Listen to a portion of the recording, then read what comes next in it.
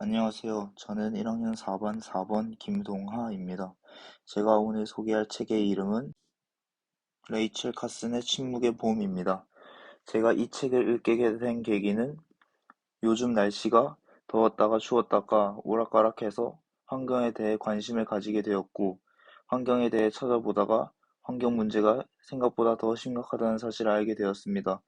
환경 문제에 대한 책을 찾아보다 이 책을 찾게 되었는데, 이 책의 가장 대표적인 주제는 살충제의 위험성입니다. 살충제가 어떻게 동물을 죽이고 환경을 망치는지에 대한 내용이 나오는 책입니다.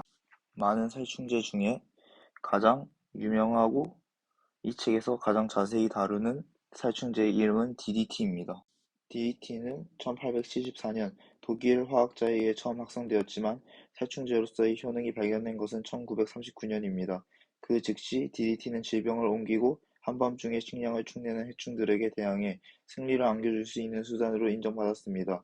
발견자인 스위스의 파울 밀러는 노벨상을 받았습니다. 하지만 DDT는 지방 성분의 녹음에 상당한 독성을 발휘합니다.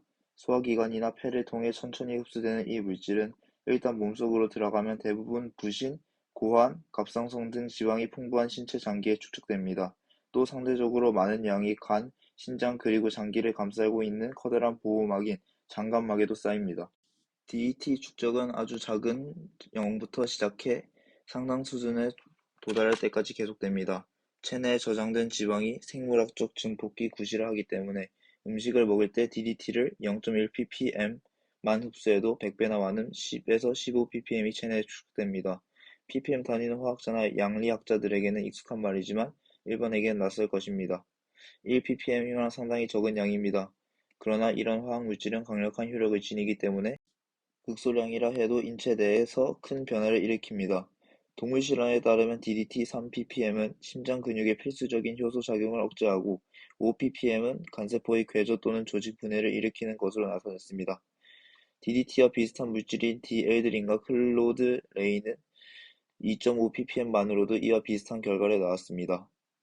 이 책에는 DDT로 인한 피해 사례들이 많이 나오는데 그 중에서 가장 인상 깊었던 내용은 일리노이주 힌스데일에 사는 한 가정주부가 세계적인 조류학자이자 미국 자연사 박물관의 명예조류 큐레이터인 로버트 커시언 머피라는 사람에게 보낸 편지입니다.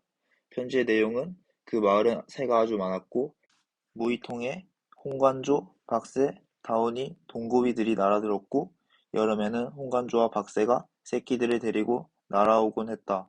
그러나 DDT를 살포하기 시작한 후 울새와 찌르레기 등의 모습은 거의 볼 수 없게 되었고 박새는 2년 전부터 모이통을 찾아오지 않았고 올해에는 홍관조마저 사라졌다는 내용이고 집 근처에서 발견할 수 있는 새라고는 한 쌍의 비둘기와 집박이 가족이 전부라고 했습니다.